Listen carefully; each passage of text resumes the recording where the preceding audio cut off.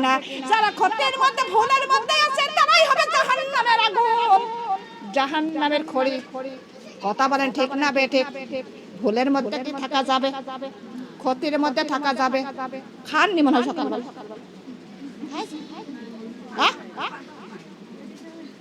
গলাতে একটু জোর মোর কিছু না, একটু জোরে আওয়াজ করে বলেন। কথা বলেন ঠিক না বেঠিক? হে দুনিয়ার মা বোনরা, যারা ক্ষতিগ্রস্তের মধ্যে ভুলের মধ্যে আছে তারাই জাহান্নামের আগুন হবে, খড়ি হবে। কথাটা কার?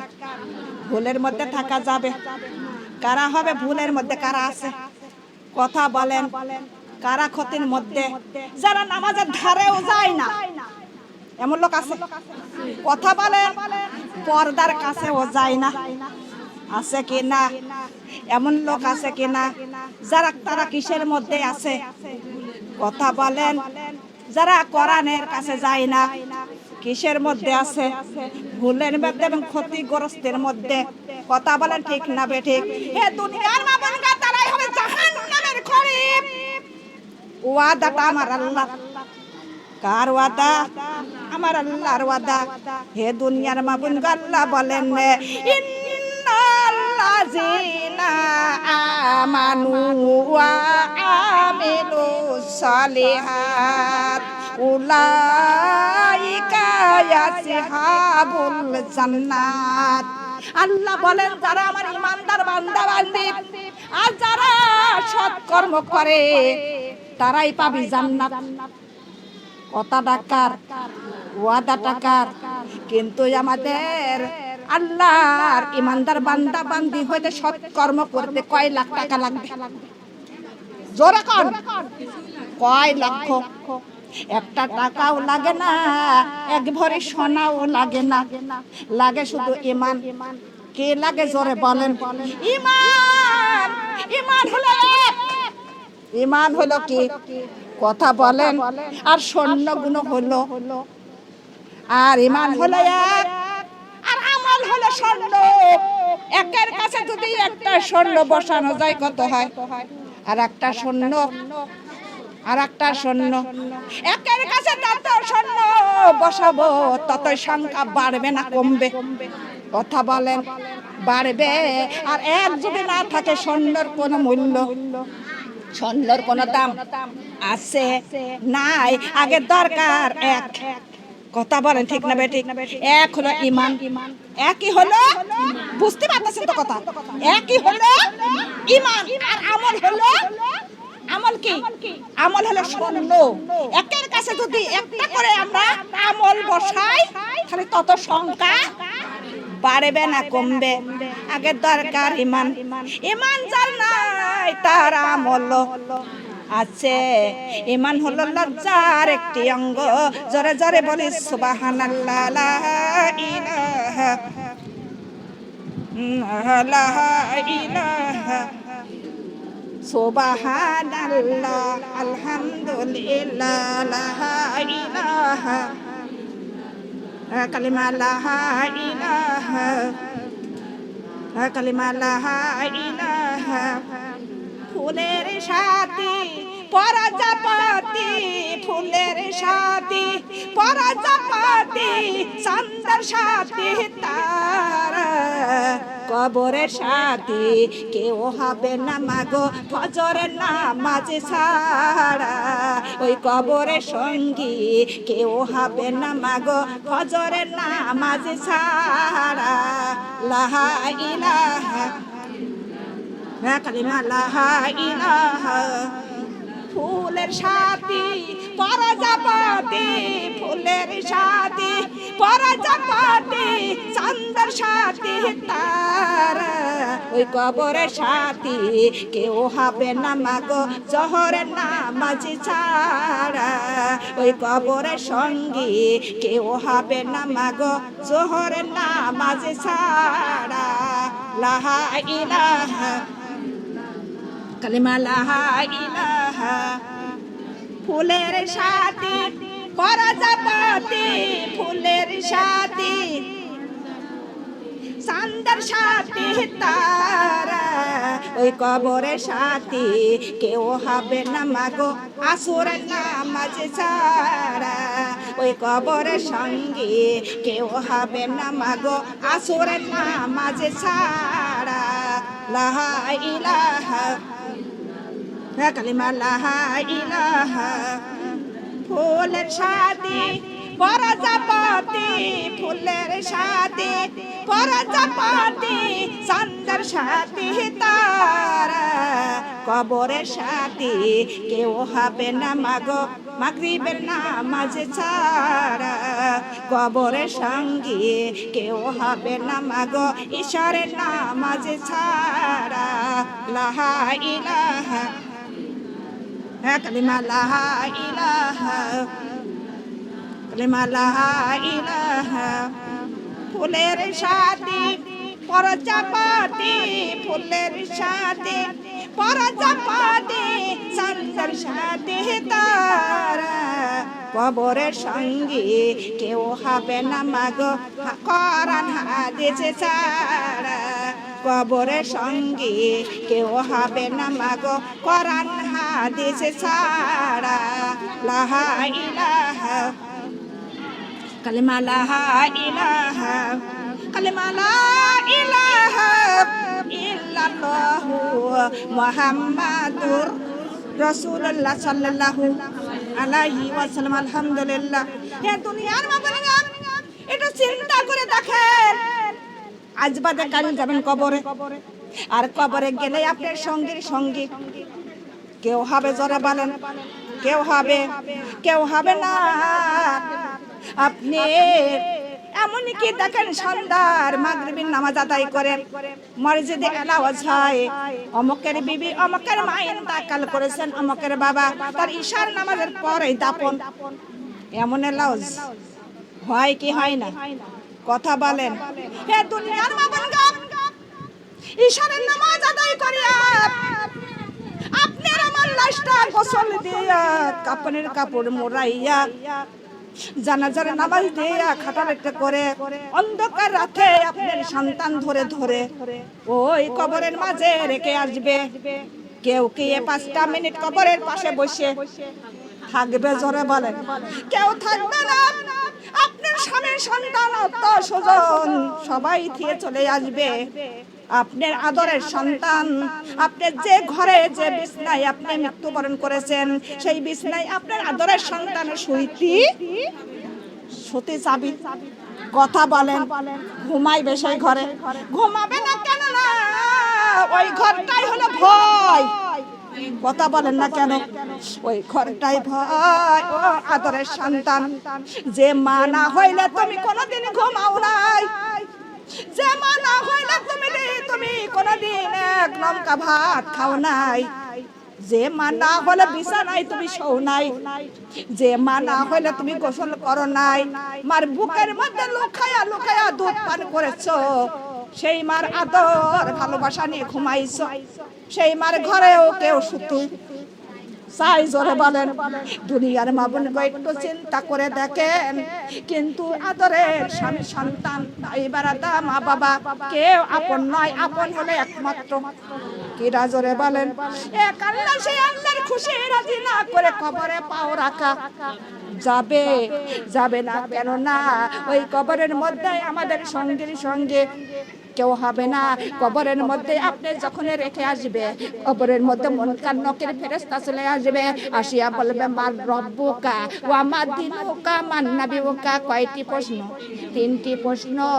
মার রব্বুকা, রব আমার আল্লাহ, ওয়া মা দিনুকা ধর্ম আমার ইসলাম, ও আমার নাবিউকা নবী আমার মুহাম্মদ সাল্লাল্লাহু আলাইহি ওয়াসাল্লাম। দুনিয়ার মা বোন গো, রব আমাদের মানতেই হবে, হবে কিনা? কথা বলেন।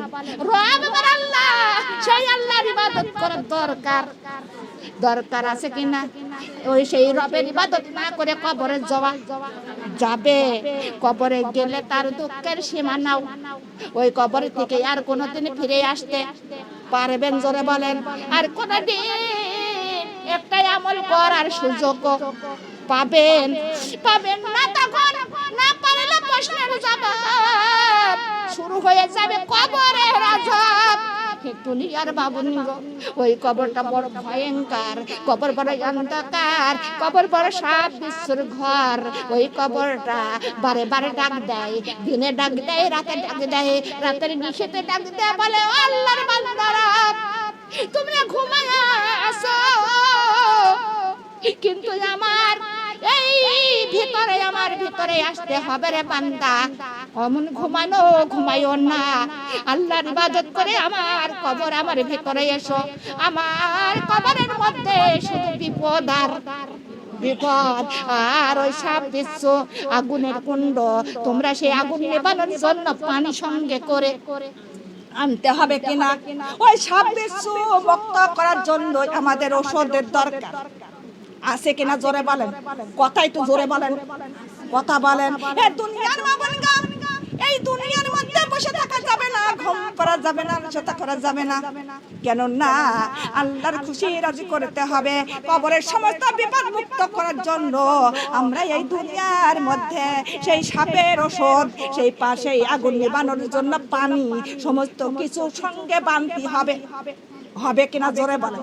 এ দুনিয়ার বাবুনি গো, ঘরটা সাজাও, কত খাট পালং, কত ড্রেসিং টেবিল, কত আলমারি, কত কি দিয়া, কথা বলেন।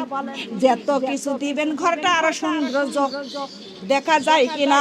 অমুকের বাড়ি গেলাম, তার বাড়িতে তার ঘরে কত সোফা আছে কিনা, কত খাট পালং, কত কি ঘরের মধ্যে। হে দুনিয়ার বাবুনি গো, ঘরটা সাজাও, কত কি দিয়া, ছোট্ট একটা মাটির ঘরটা সাজাইয়া যাও। ওই কবরটা না সাজাইয়া কবরের মধ্যে যাওয়া, ওই কবরটা আমরা সাজাবো, মাটির ছোট্ট ঘরটা সাজাবো। প্রথম দিব আমরা নবীর 5 কালিমা, জোরে বলি সুবহানাল্লাহ। কি দিয়া সাজাবো? 5টা কালিমা দিয়া আমরা সাজাবো, 5 ওয়াক্ত নামাজ দিয়া ওই কবরটা সাজাবো আমরা, ওই দরুদ সালাম দিয়া ওই কবরটা সাজাবো, আল্লাহর কোরআন ও হাদিস দিয়া কবরটা সুন্দর করে সাজাবো আমরা।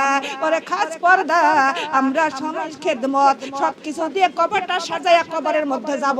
আর ওই কবরের মধ্যে গেলে তার আর কোনো টেনশন আছে জোরে বলেন, তার কোনো ভয় ভীর কিচ্ছু থাকবে না ওই কবরের মধ্যে।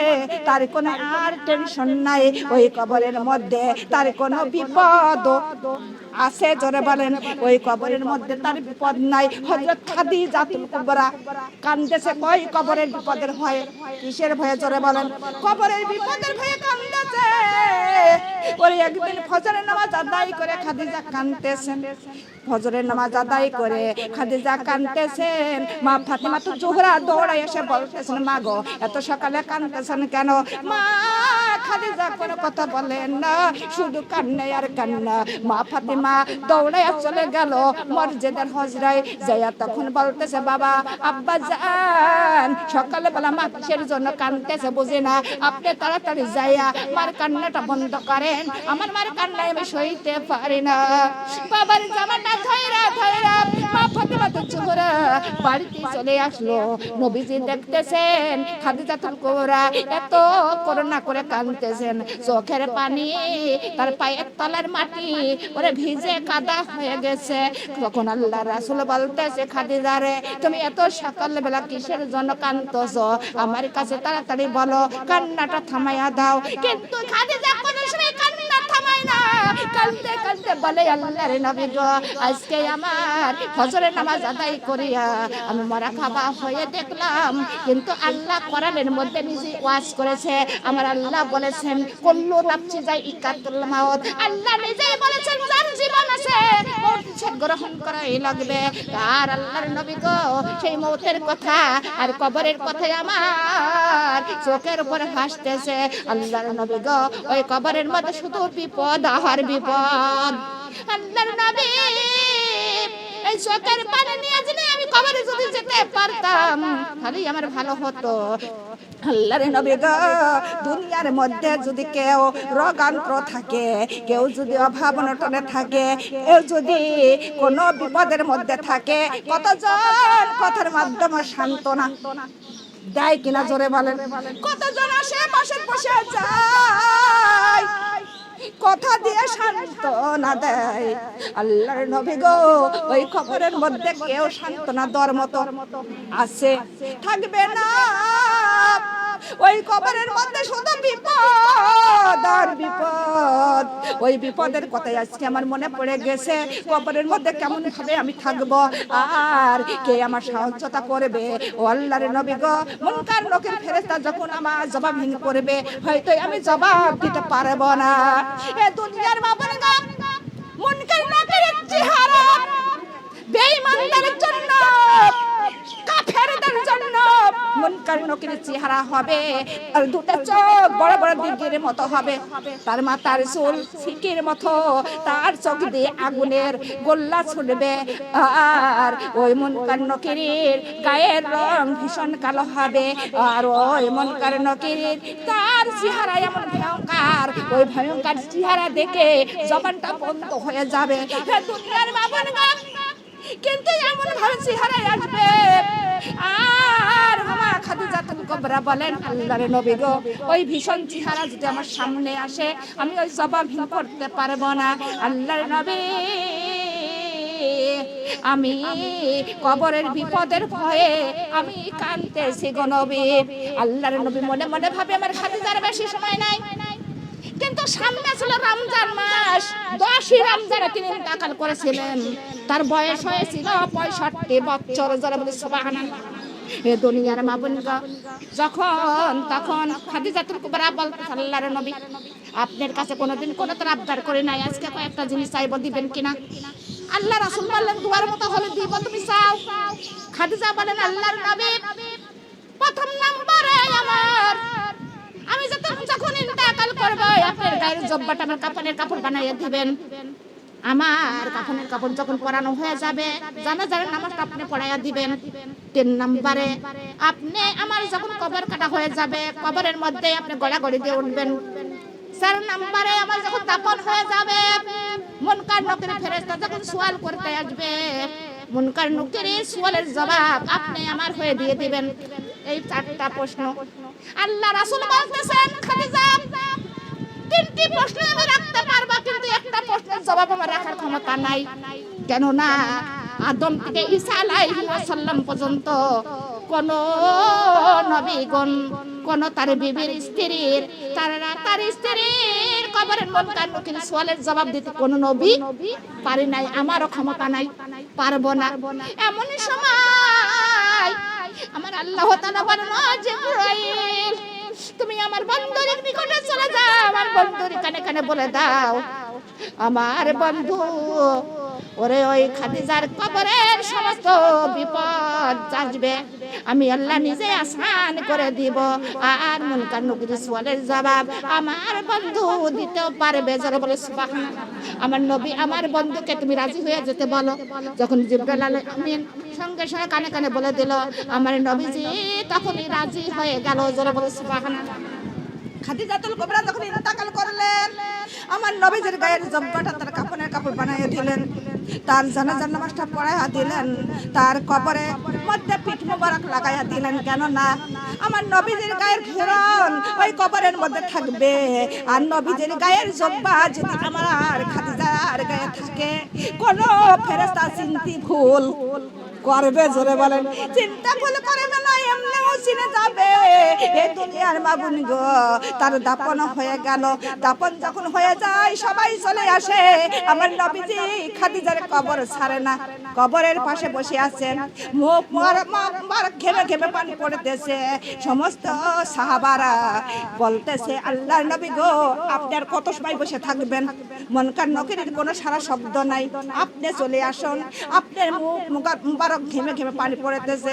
আবু বকর বলে, আরে হযরত আলী, ওরে ওমর ফারুক, সবাই বলতেছে। আমার নবী বলে, ও আবু বকর বাড়ি চলে যাও, আমি যাব না। আরে আমার খাদিজার কবরে মুনকার নকির সওয়ালের জবাব না দেওয়া পর্যন্ত আমি নবী এক পা এখান থেকে যাব না। ও ওমর, তুমিও বাড়ি চলে যাও। আলী, তুমি বাড়ি চলে যাও। ওই উসমান গনি, তুমি তোমরা সবাই বাড়ি চলে যাও, আমার এখানে একা একাই থাকতে দাও। ও দুনিয়ার মা বোন গো, স্বামী স্ত্রীর মধ্যে তাদের কি মহব্বতটা ছিল, কিন্তু একটু চিন্তা করে দেখেন, যদি স্বামীর আগে যদি কোনো বিবি ইন্তেকাল করে, স্বামী যদি একবার বলে আমার বিবি কতই না ভালো ছিল, ওরে একটা স্বামীর একটা কথায় সেই বিবি জান্নাতি হয়ে যাবে। জোরে বলি সুবহানাল্লাহ। দুনিয়ার মা বোন গো, স্বামী যদি এক ফোঁটা চোখের পানি ফেলে বিবির জন্য, ওই স্বামীর এক ফোঁটা চোখের পানি যে কত মূল্য, কত দাম, ওই চোখের পানিতে জাহান্নামের সমস্ত আগুন নিভাইয়া যাবে। জোরে জোরে বলি সুবহানাল্লাহ। সেই স্বামীর ভালোবাসার দরকার আছে কিনা? কথা বলেন। স্বামী স্ত্রীর মধ্যে আমাদের ভালোবাসার মহব্বত থাকার দরকার আছে কিনা? কথা বলেন। এমন লোক আছে স্বামী স্ত্রীর মধ্যে সাপ আর বেজি সম্পর্ক, ভালো কাজ হয় নাই। এ দুনিয়ার মা বোন গো, যদি কোন স্বামী যদি বিবির আগে মৃত্যুবরণ করে, বিবি যদি একবার বলে আমার স্বামী ভালো ছিল, বিবির একটা কথায় সেই তার স্বামী ও জান্নাতি হয়ে যাবে। জোরে বলে সুবহানাল্লাহ। কথাটা কার? আল্লাহ রাসূলের কথা।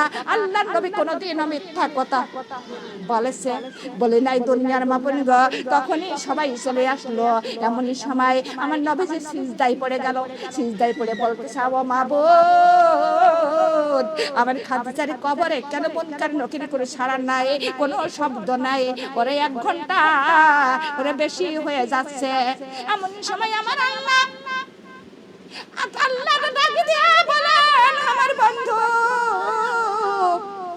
তোমার বিবির কবরে যত বিপদ ছিল আমি আল্লাহ নিজে আসান করে দিয়েছি। জোরে জোরে বলি সুবহানাল্লাহ। হে আমার বন্ধু, আমার খাদিজা দুনিয়ার মধ্যে কেঁদেছে ওই কবরের ভয়ে। কিসের ভয়ে? জোরে বলেন। কবরের ভয়ে, কবরের বিপদের ভয়ে আমি খাদিজার চোখের পানি মঞ্জুর করেছি এবং কবুল করেছি। জোরে বলে সুবহানাল্লাহ। চিন্তা করে দেখেন না গো, ওই বিশ্ব নবীর বিবি হয় কান্দে কিসের ভয়ে? কথা বলেন। কবরের ভয়ে বিশ্ব নবীর বিবি। যে নবী না হইলে দুনিয়া হইত না, যে নবী না হইলে ওরে চাঁদ সূর্য কিছুই হতো না, নদী নালা মহাসাগর ওরে গাছপালা তরুলতা কিছুই হতো না, এই দুনিয়াটা থাকতো অন্ধকার। সেই বিশ্ব নবীর বিবি হইয়া কান্দে কিসের ভয়ে? কথা বলেন। সেই বিশ্ব নবীর বিবি খাদিজাতুল কুবরা, তার আদরের কন্যা মা ফাতিমা জোহরা, বিশ্ব জগতের নারীদের সরদার এবং জান্নাতের সরদার। জোরে বলি সুবহানাল্লাহ। মা ফাতিমা ছাড়া কোন নারী জান্নাতি হতে বেহেশতে যেতে পারবে না। তার আম্মা জান হয়ে কাঁদতেছে কিসের ভয়ে? কথা বলেন। একটু চিন্তা করেন। হে দুনিয়ার মা বোন গো, শুধু তাই নয়, তাই সে হলেন হাসান হোসেনের নানি। কার নানি? হাসান হোসেনের নানি। ওরে সেই হাসান হোসেন হলো বিশ্ব জগতের যুবকদের সরদার এবং জান্নাতের সরদার। হাসান হোসেন ছাড়া কোন যুবক জান্নাতি হতে বেহেশতে যেতে পারবে না। তার নানি হইয়া কাঁদতেছে কিসের ভয়ে? কথা বলেন।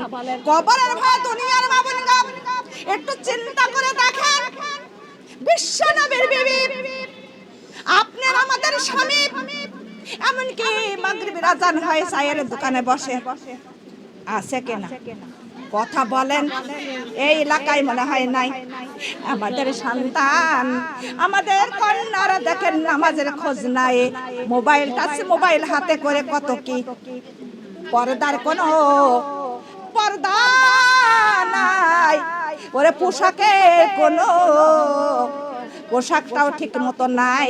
তার মা হয় কবরের কোনো চিন্তা আছে? জোরে বলেন। এ দুনিয়ার মা বোন গো, হাসান হোসেন হলেন তার নাতি। হাসান হোসেন হলো বিশ্ব যুবক, বিশ্ব জগতের যুবকদের সরদার। আর আমাদের নাতি ছেলেরাও আছে কিনা?